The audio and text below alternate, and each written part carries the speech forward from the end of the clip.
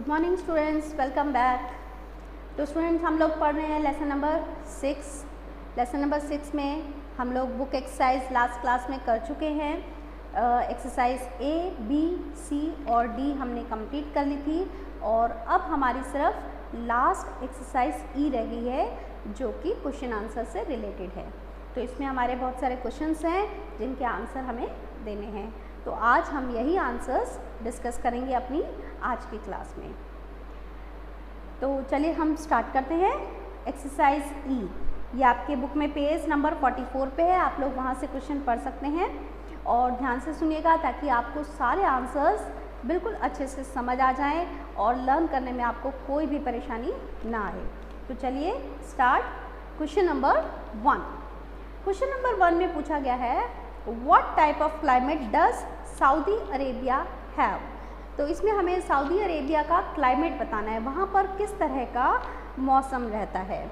तो ये आप अच्छे से जानते हैं, सऊदी अरेबिया एक डेजर्ट है तो वहाँ का क्लाइमेट बहुत ही हॉट और ड्राई होता है और वहाँ बिल्कुल भी रेनफॉल नहीं होती या फिर ना के बराबर होती है। तो यही हमारा आंसर में यही चीज़ें हमें लिखनी है। तो किस तरह से लिखेंगे, बहुत ही सिंपल सा आंसर रहेगा। The climate is extremely hot and dry, there is hardly any rainfall and the dust storms are quite common here। तो बस इतना सा आंसर देना है। बहुत ही हॉट और ड्राई क्लाइमेट है, रेनफॉल बहुत कम है और डस्ट स्टॉर्म अक्सर यहाँ पे आते रहते हैं। तो ये आंसर नंबर 1 था। अब हम पढ़ते हैं क्वेश्चन नंबर 2। क्वेश्चन नंबर 2 है what are sand dunes. Sand dunes क्या होते हैं, आप जानते हैं अच्छे से। सैंड ड्यून्स क्या होते हैं, डेजर्ट में जहाँ रेत के ढेर लग जाते हैं, बड़े बड़े पहाड़ी से बन जाते हैं, टीले से बन जाते हैं, उन्हें हम सैंड ड्यून कहते हैं। तो आंसर में हमें क्या देना है, बस इतना सा ही लिखना है। Sand dunes are the small hillocks of sand in the desert. Desert में जो छोटे छोटे से पहाड़ बन जाते हैं रेत के, उसे हम सैंड ड्यून्स कहते हैं। आई होप बहुत ही सिंपल सा आंसर है, आप सभी को अच्छे से समझ आ गया होगा। क्वेश्चन नंबर 3 करते हैं अब। क्वेश्चन नंबर 3 है what is an oasis. Oasis क्या होता है।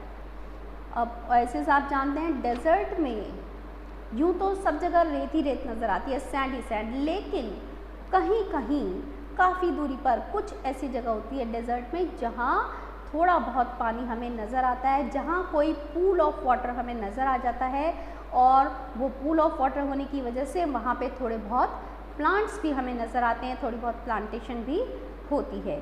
और इसी जगह को, ऐसी ही जगह को डेजर्ट में जहाँ ये पानी दिखता है और जहाँ थोड़े प्लांट्स होते हैं, उस जगह को हम ओएसिस कहते हैं। तो हमारा आंसर कैसे लिखा जाएगा, मैं एक बार आंसर आपको पढ़ के बता रही हूँ। Oasis is a place in the desert where there is water and where plants grow। Desert में वो जगह जहाँ पे पानी मिले और जहाँ पे कुछ प्लांट्स भी ग्रो हों, उसे हम ओएसिस कहते हैं। तो ये था आंसर नंबर 3। अब हम पढ़ते हैं next question number 4। What type of crops are grown in an oasis. अब ये जो ओएसिस है जहाँ पानी है, वहाँ पर किस तरह के क्रॉप्स, किस तरह के पौधे हम लगा सकते हैं, किस तरह की फसल लगाई जाती है।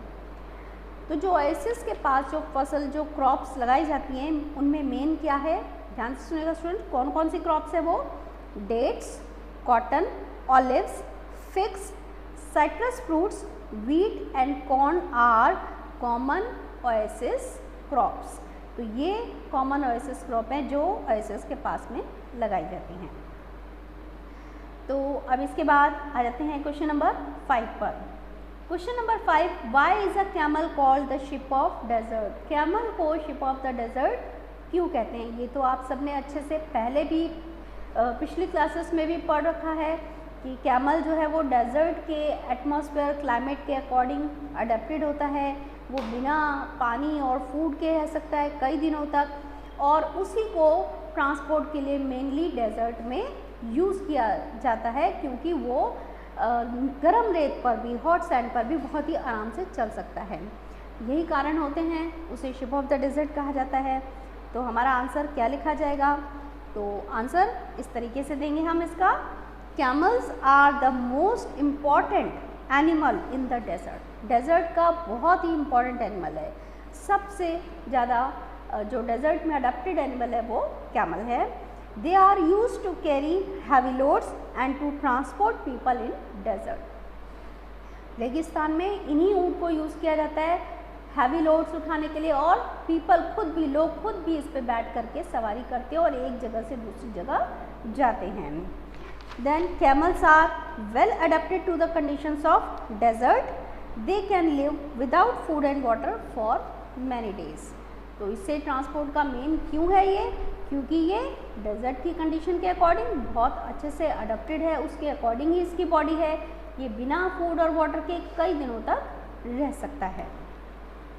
तो ये हमारा आंसर नंबर 5 था। अब हम पढ़ते हैं next question number 6। Question number 6 है, how has petroleum change the life of the people of Saudi Arabia. Petroleum की वजह से सऊदी अरेबिया के लोगों की लाइफ कैसे चेंज हुई।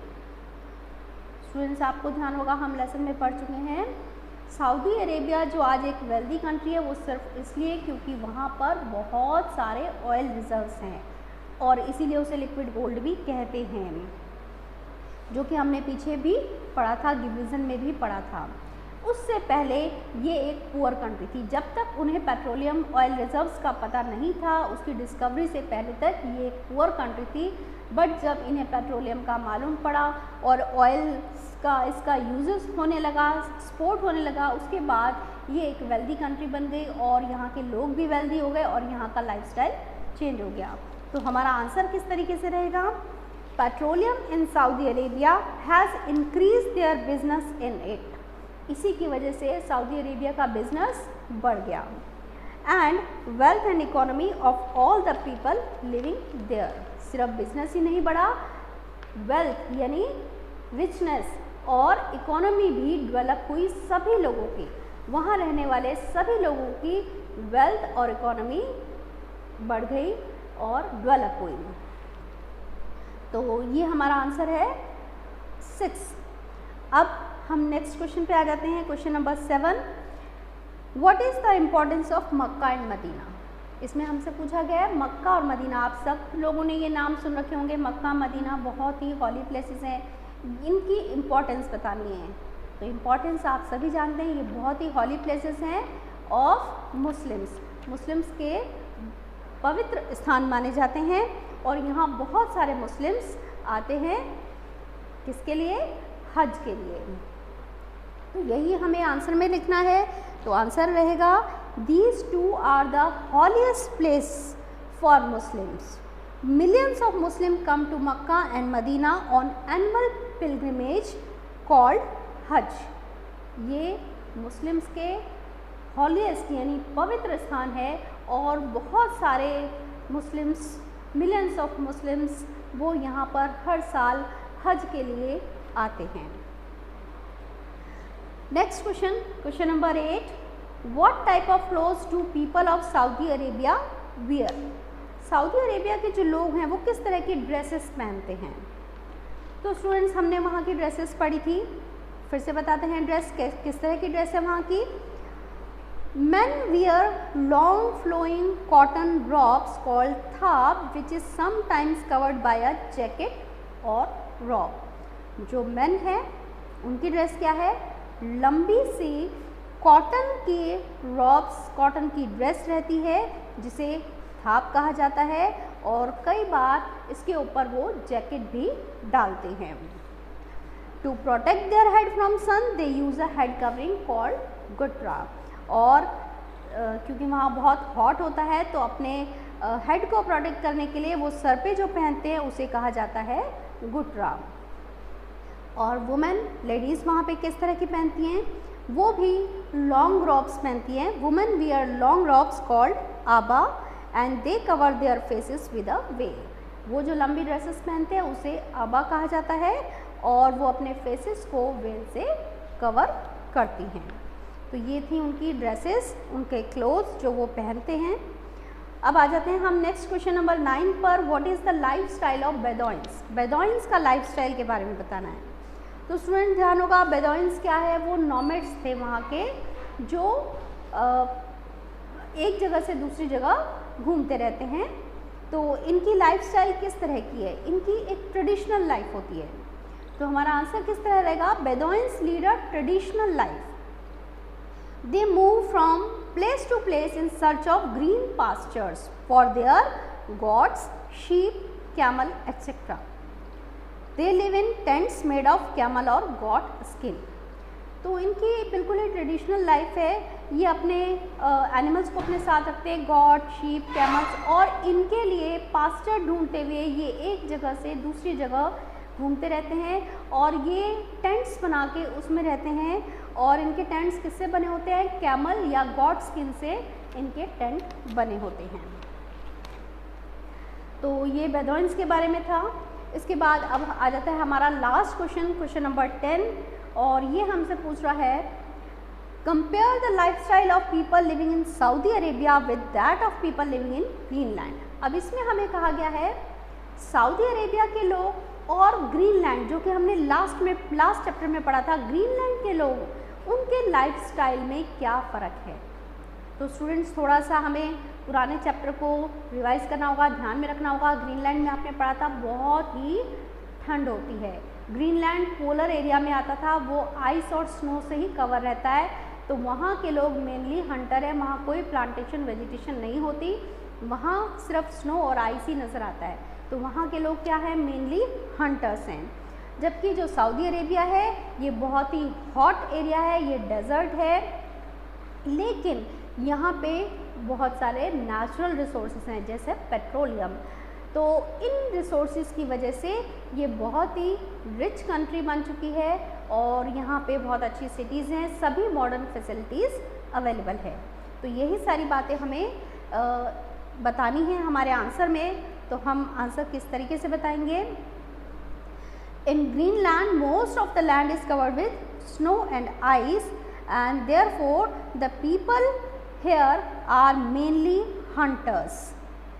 In recent time their life has changed a lot and they are started using modern means of hunting and transportation like rifles and motorized sledge called skidoo. यानी Greenland के जो लोग हैं वो हंटर्स हैं, mainly hunting करते हैं और रीसेंट टाइम में उनके ट्रेडिशनल वेज थे, लेकिन अभी कुछ समय में वहाँ कुछ चेंजेस आए हैं जिसकी वजह से अब वो मॉडर्न मींस हंटिंग के और ट्रांसपोर्टेशन के यूज़ करने लगे हैं। जैसे अब वो राइफल्स का यूज़ करते हैं हंटिंग का, और ट्रांसपोर्ट के लिए मोटराइज स्लेज, स्कीडू वो भी यूज़ करते हैं। अब बात करें सऊदी अरेबिया की, तो in Saudi Arabia there are many natural resource and is developed in all respect and has all facilities and comforts for the people.